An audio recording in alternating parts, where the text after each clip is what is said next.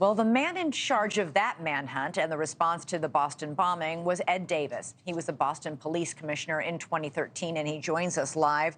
Ed, you're one of the first people we thought about as this manhunt unfolded in Maine. What are you thinking as you're watching all these police agencies, FBI, ATF, descend on this community searching for this gunman? Well, good evening, Elizabeth. It certainly does bring back some bad memories of those 4 or 5 days in April of 2013. There are a lot of similarities between what's going on here and what happened back then, and a few major differences. But everyone is operating under the National Incident Management System. The training and the expertise of the officers who are out there doing a very courageous job right now. That's all the same. This is different, this manhunt, than others in the sense that in previous manhunts, like with an escaped prison, we just had Danilo Cavalcante, who escaped from a prison. He was trying to get away from prison. He was a convicted killer, but he was trying to get away. In this case, we have this Robert Card, who's been accused of shooting 18 people and killing them, wounding many, many more, who's still on the run. And if he's still alive, could still be a danger. Oh, there's no doubt. And I was just talking to some police officials. They have to take it as if he's still alive and he's still out there with a very powerful weapon and the capability of using it. So this is very, very serious. Even if there was what's been termed a suicide note, you can't necessarily believe that. It could have been done just to put officers off the trail. So you have to operate as if he's out there and he's very much a threat. How does a manhunt change as the days go on? Yours lasted 4.5 days. Does the fear get less in the community? I was a little surprised to hear that they lifted the shelter-in-place order effective immediately, just about an hour ago. But on the other hand, you can't expect an entire half of a state to shelter in place endlessly.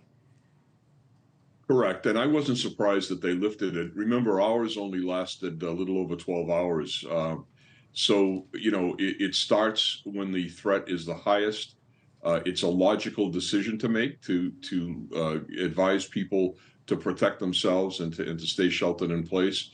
But, the debates that go on in the command post about how long you can do this, the political input on those things. President Obama himself called the governor and asked us to lift that stay-in-place order. So you don't do this lightly, and you really have to withdraw it as soon as possible so people can get around and eat and do the things that they need to do. Right. I'm curious, as a veteran of this kind of thing, is it harder to conduct these searches in a largely rural area like Maine, where there are millions of acres of forest land up there, or in a very densely populated city like Boston, where you conducted your manhunt? They're very different types of searches.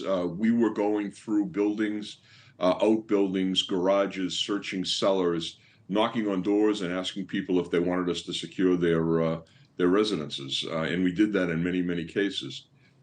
This was a very, very urbanized location. Up in Maine, I have property up there. I'm up in that area all the time.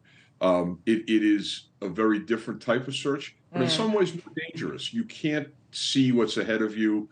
Unless you have specialized equipment, you're not going to be able to see a suspect.